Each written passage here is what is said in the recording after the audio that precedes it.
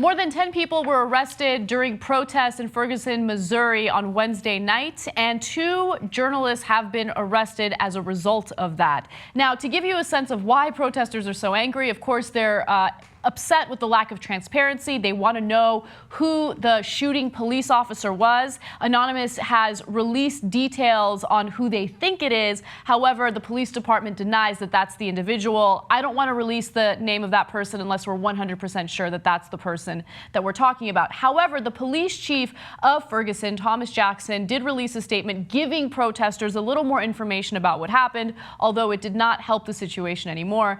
Police Chief Thomas Jackson said that the officer who shot Michael Brown, 18, on Saturday, was struck in the face during the encounter and treated at a hospital. Touching his own cheek, the chief said that a side of the officer's face was swollen from what the police have described as a struggle in which Mr. Brown assaulted the officer and tried to take his gun, an account disputed by a witness, a friend of Mr. Brown's, who said his hands were raised when the last of the several shots was fired. Yeah, not buying it. Okay, you telling me that the guy struck an officer, Michael Brown struck an officer and tried to grab his gun, and it took you how many days now? 4 days? 5 days? How many days has it been? 4 days for you to come up with that story? And not like, you tell me that wouldn't have been the first thing. Like, the guy hit a cop, man. He assaulted a police officer and went for the gun, and it was a struggle. There was nothing we could do. That took you 4 days to come up with. Get the... And based on what the shooting police officer originally said, he shot at Michael Brown when he was 35 feet away. So how much of a threat was he when he was 35 feet away? That's the cop who said he was 35 feet away. So was he still grabbing for your gun 35 feet away, or you were just pissed and wanted to shoot him and kill him? Right. Now, as you guys know, Dorian Johnson was the young man, 22-year-old, who was with Michael Brown at the time of the shooting. He expressed his point of view and exactly how everything went down. And now Tiffany Mitchell, another witness that was there, went on Don Lemon's show on CNN to discuss what she saw, and it's actually 100% consistent with Dorian Johnson's account. Take a look at what she had to say. So as I come up onto it, I saw the officer pulling him in, and I saw him trying to pull away.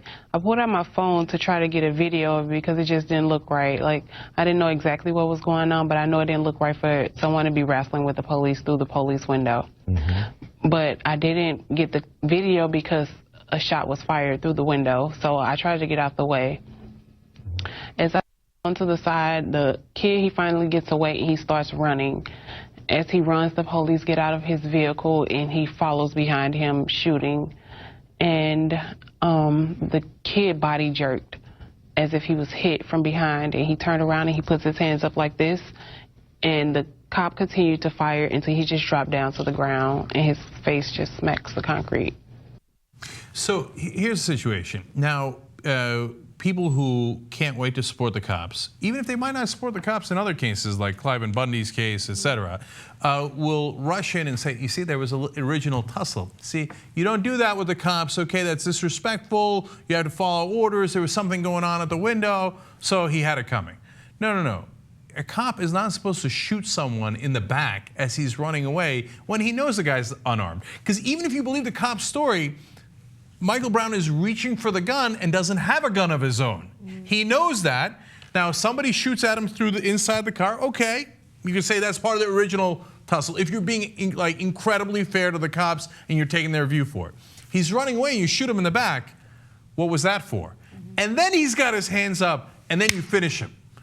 No, that's just an execution. Yeah. And so it's interesting to see that at this point we have 2 witnesses that were there on the scene. They have consistent stories. The police seem to be a little shaky in their story. And as Cenk mentioned earlier, it seems curious that the officials released the statement about the cop having an injury on his cheek days later. I mean, if the officer had that injury, and if Dorian Johnson, the man that was with Michael Brown, was part of the scuffle, the original scuffle where Michael Brown was reaching for the gun, wouldn't authorities want to interview him? I mean, they haven't even interviewed him, which is also questionable. So with all of that said, let's also focus on the 2 journalists that got arrested on Wednesday. Now, the 2 journalists in question, according to the New York Times, were at a McDonald's. They were doing their work. There wasn't a riot happening. There was no commotion inside the McDonald's, but a SWAT team came in and ordered them to leave, and that's when things got a little shady. Let me give you the New York Times report. 2 reporters covering the protests also said they had been arrested inside a McDonald's for trespassing and later released without charges or an explanation. The reporters, Wesley Lowery with the Washington Post and Ryan Riley of the Huffington Post, both said they had been handled roughly by the police. Now, Wesley Lowery did release a statement to the Washington Post saying the following: multiple officers grabbed me. I tried to turn my back to them to assist them in arresting me. I dropped the things from my hands. My hands are behind my back. I said, I'm not resisting, I'm not resisting.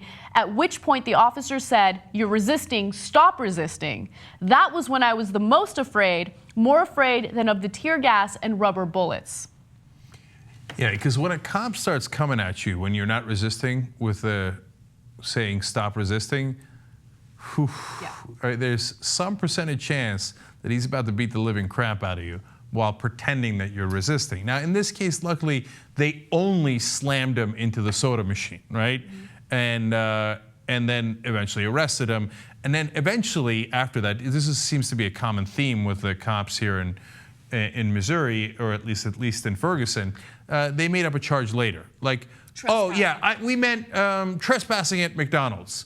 The McDonald's was happy to have them. They've had them for days now. The press has been there working and eating at McDonald's. They were paying customers, exactly. Right. Now, if you don't want to take our word for it or the journalist's word for it, we do have video of the arrest, so you get a sense of what the environment was like. Take a quick look. Stop videotaping. Let's grab our stuff and go. Someone right to videotape you, sir? Hurry up. Let's go. Please don't leave her with me. Let's go. You see me working. Please do not tell me not to use my personal Time to go. right, Let's go. Please not wave a gun at me. We're down to about 45 seconds. Let's go. Let's go. Let's go. We don't have time to ask questions. Let's go. Close. Can I move my car? You can move your car if your car's out here. Let's go. It is. That's what I was asking. You didn't have time to answer? Let's go. Just being mean. Let's go. I'm working on it, sir. Let's go. There's the door over here. I know where the door is. Let's go. I'm going to watch this. Let's go. You can move. Let's go. Move. Sir, please. Let's move. Let's move. Sir, Let's move this way. Here's the door. Okay, now, here's an important part of this. There was no unrest at the McDonald's. Exactly. Nobody called the cops, hey, we got an issue at McDonald's. What the cops knew was that the press was centered in that McDonald's while covering it. That's why they went into the McDonald's.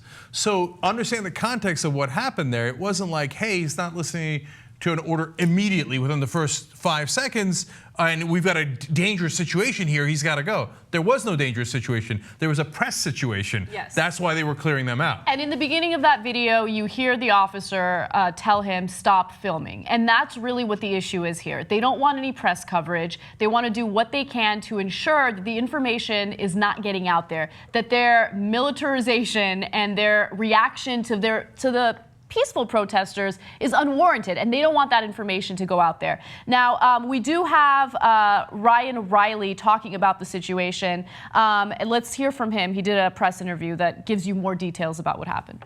It was madness. So originally the SWAT officers walked through, and I took a couple of photos at that time, and they talked to the manager, who then basically. They decided to leave, and then they reversed course, came back, and decided that they're actually going to shut down the McDonald's, and asked everyone to leave. So they asked us to be unpacking up our stuff. Evidently, I was not moving quickly enough for them to like, and and at which point I was given a countdown. I was told I had 45 seconds, 30 seconds to pack up all of my stuff and leave. At which point. The officer in question, who I repeatedly later would ask for his name and was never, or his badge number was never given it, decided that he was going to help me pack, and he grabbed my things and shoved them into my bag.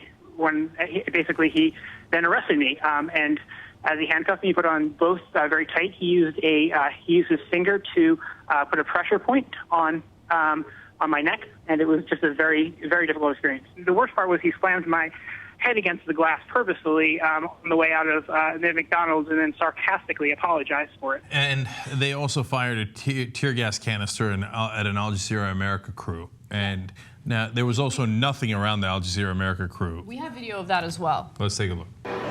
Holy yeah, see, they're media too.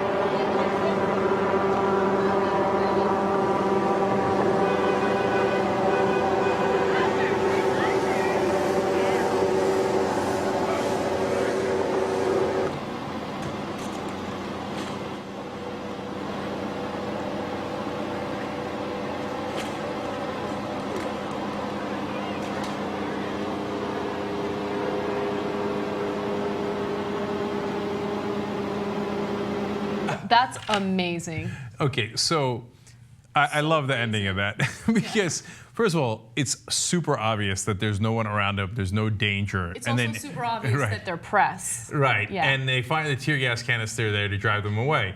But these knuckleheads, they're like, well, that's not quite obvious enough. Let's go turn the camera down and put the lights down so that the whole world could know we don't want the press filming anything here because we're the ones doing things wrong. Yeah, it's a violation of freedom of the press, and it's also a form of intimidation. Don't try to report on the facts. We're going to go after you. We're going to use tear gas. We're going to use the weapons that we have, and we're going to mess with your equipment. And by the way, it's also an admission of guilt. Now, if they thought that the protesters were rioters and that they were really attacking the cops as they claim, right? Well, wouldn't you want that camera shooting it? Of course. To back You'd you up? want to document it. Right, and you'd want to be able to find the criminals who were shooting at you that they got on tape and then arrest them later, right? Or maybe there was nobody shooting at you. That's why none of you got hit, none of you got injured, because they were peaceful protesters. You guys were the ones firing rubber bullets for almost no reason at all, and tear gas and all the other things you did, and you brought your IED-resistant military, vehicles in there. Shockingly, no one blew up your vehicles, because it's a peaceful protest in America in the middle of Missouri.